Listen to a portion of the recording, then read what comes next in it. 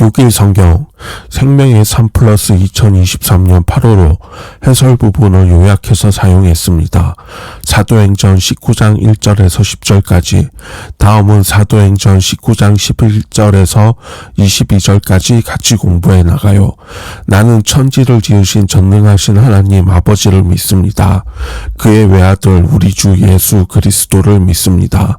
그는 성령으로 잉태되사 동정녀 마리아에게서 나시고 본디오 빌라도에게 고난받으사 십자가에 못 박혀 죽으시고 장사된 지 사흘 만에 죽은 자 가운데서 다시 살아나셔서 하늘에 오르사 전능하신 하나님의 우편에 앉아 계시다가 거기에서부터 산자와 죽은 자를 심판하러 내려오실 것입니다.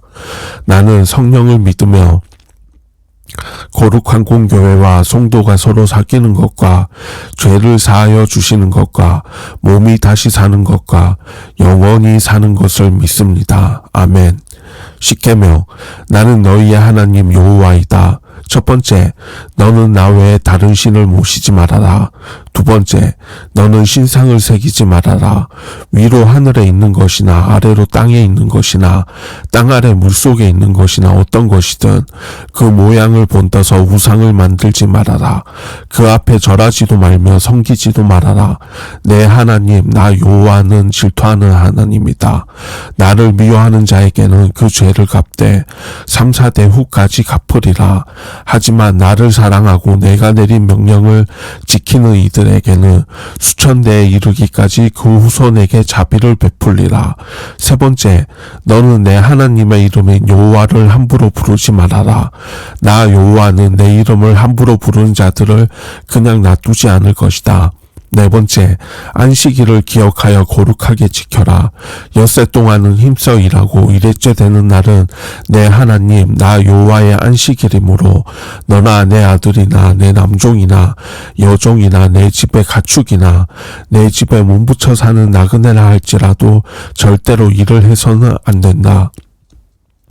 엿새 동안 나 여호와가 하늘과 땅과 바다와 그 안에 있는 모든 것을 지어내고 이레째 되는 날에는 쉬었기 때문이다. 그래서 나 여호와가 안식일을 즐거운 날로 삼고 거룩하게 하였다. 다섯 번째, 내 부모를 공경하여라. 그래야 내 하나님 나 여호와가 내게 준 땅에서 여섯 번째, 사람을 죽이지 말아라. 일곱 번째, 간음하지 말아라.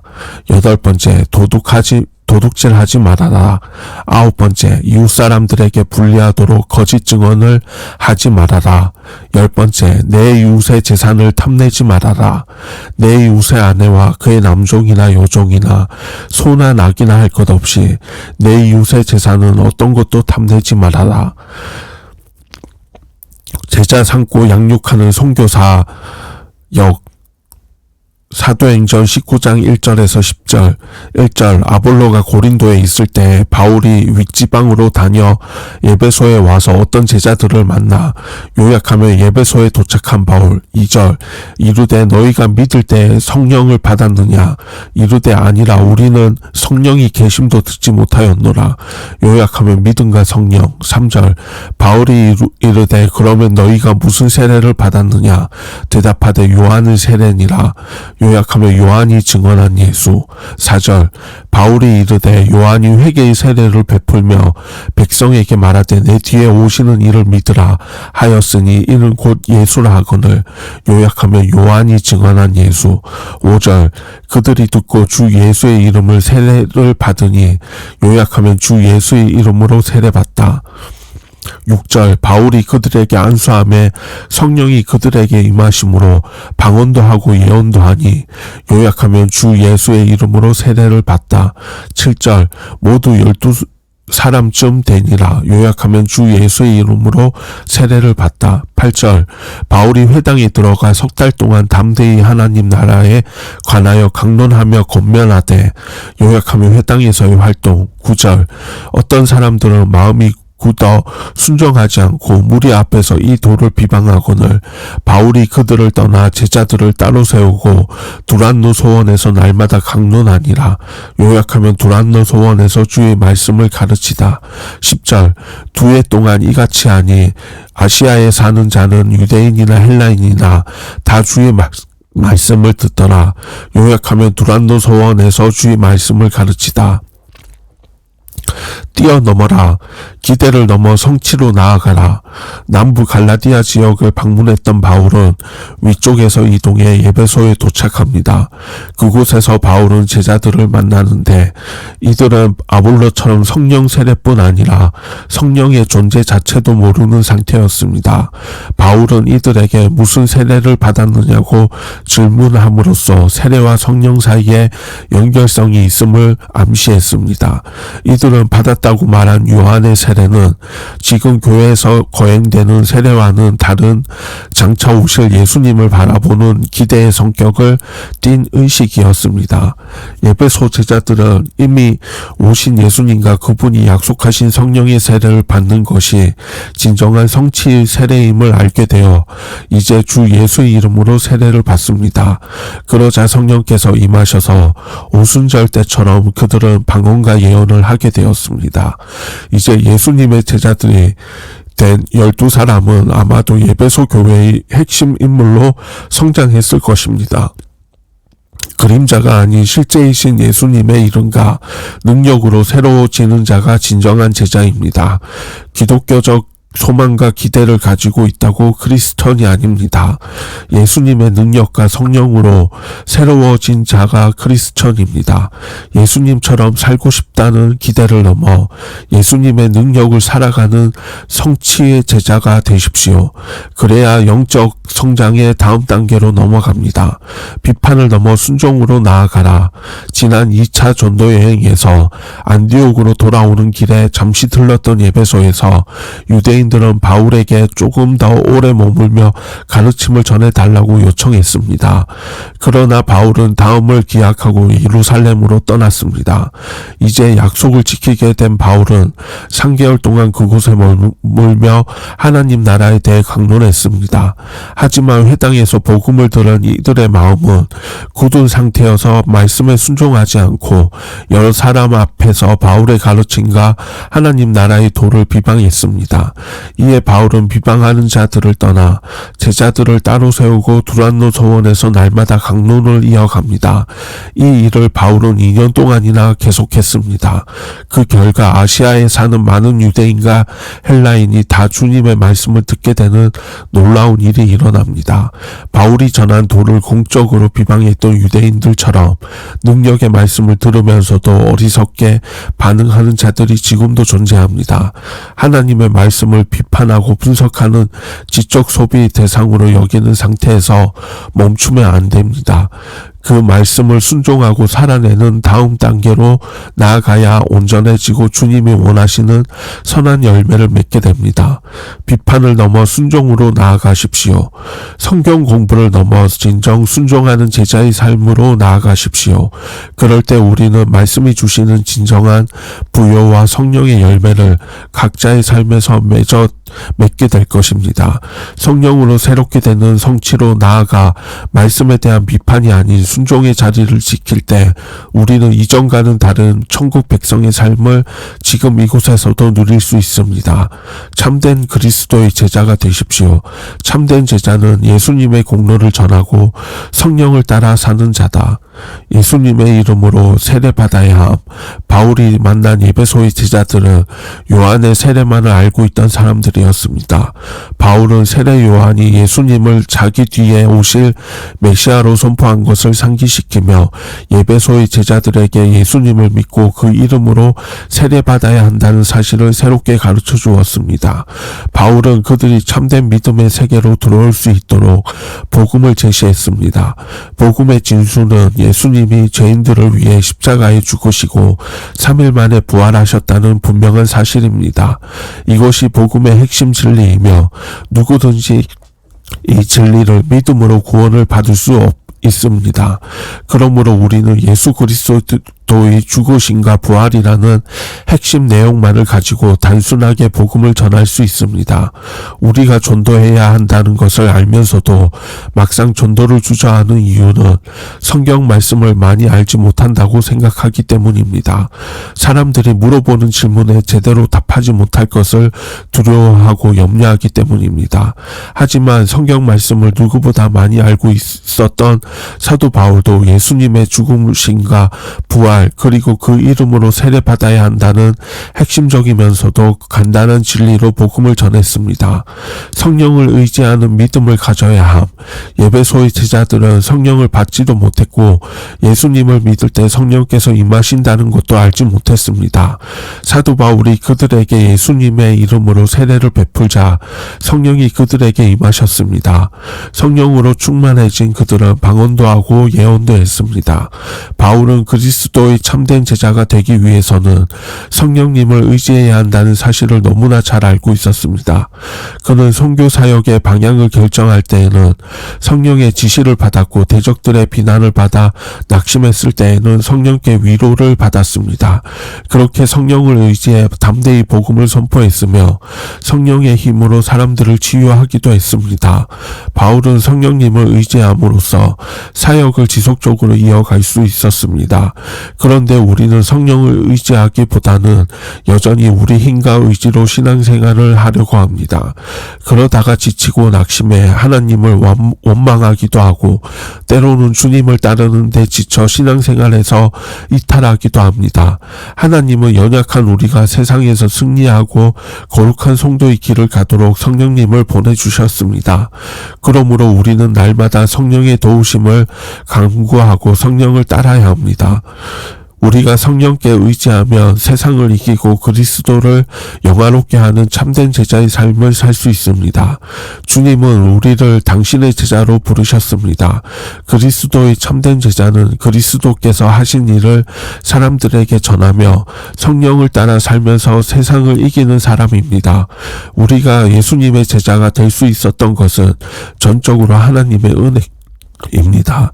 사명 완수를 위한 하나님의 궁급하심. 아볼로가 고린도에서 사역하고 있을 때 바울은 윗지방을 거쳐 에베소에 이르렀습니다. 바울은 그곳에서 능력 있게 사역합니다. 아볼로에게 고린도라는 사역지를, 바울에게는 2차 전도 여행 때 잠시 거쳐갔던 에베소를 허락하셨습니다. 오늘 우리가 있는 이곳이 하나님이 우리 각지에게 주신 사역지입니다.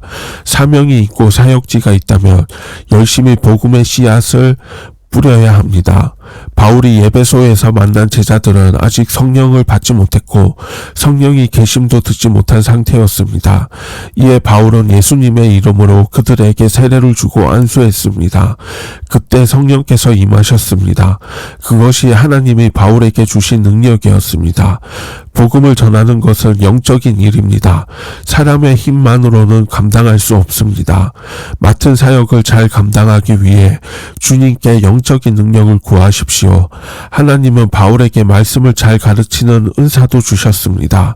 바울은 에베소 회당에 들어가 석 달 동안 담대히 하나님의 나라를 가르쳤습니다. 바울은 가르치는 은사와 담대히 권면하는 은사를 통해 전도 사역을 감당했습니다. 에베소 유대인들은 바울의 가르침을 받아들이지 않았습니다. 오히려 사람들 앞에서 복음을 비방했습니다. 그래도 바울은 실망하지 않고 지혜를 발휘합니다. 먼저 믿게 된 자들을 따로 세우고 두란노 서원이라는 곳에서 2년 동안 날마다 말씀을 강론한 것입니다. 어려운 상황에 굴하지 않는 바울의 성격도 하나님이 주신 귀한 성품입니다. 바울이 두란노 서원에서 2년 동안 말씀을 강론한 결과 많은 유대인과 헬라인이 주님의 말씀을 듣게 되었습니다. 하나님은 사명에 헌신하는 이들에게 열매를 허락하십니다. 에베소에서의 사역은 헛되지 않았습니다.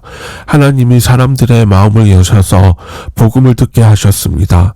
사역자가 애쓰고 수고한 열매를 맛보게 하시는 분은 하나님이십니다.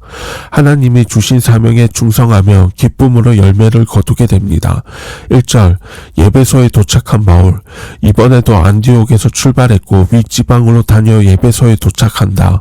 윗지방은 2차 전도 여행 때 방문했던 부르기아와 갈라디아 지방일 것이다. 이들은 어떤 경위로 예수님을 믿게 되었을까? 바울이 2차 전도 여행을 마무리하고 수리아로 돌아갈 때 예배소 회당에서 복음을 전했었는데 그때 회심한 사람들일까? 2절 믿음과 성령. 바울은 그들에게 묻는다. 너희가 믿을 때 성령을 받았느냐? 성령을 받지 않으면 믿음은 생겨날 수도 유지될 수도 없다는 것이 바울의 확고한 생각이었기 때문이다. 3절에서 4절.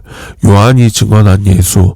바울은 예배소 제자들이 요한의 세례를 받았다는 말을 듣고 요한과 예수 그리스도의 관계를 설명한다. 요한은 세례를 베풀 때 자신을 메시아라고 주장하지 않았다.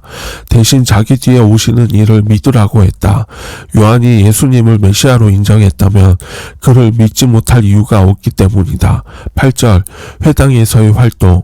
바울은 회당에서 석 달 12주 동안 담대하게 강론했다. 9절에서 10절 두란노 서원에서 주의 말씀을 가르치다. 회당에 있던 사람들 중 어떤 사람들은 굳은 마음으로 순종하지 않았다. 도리어 그들은 공공연하게 이 도를 비방했다.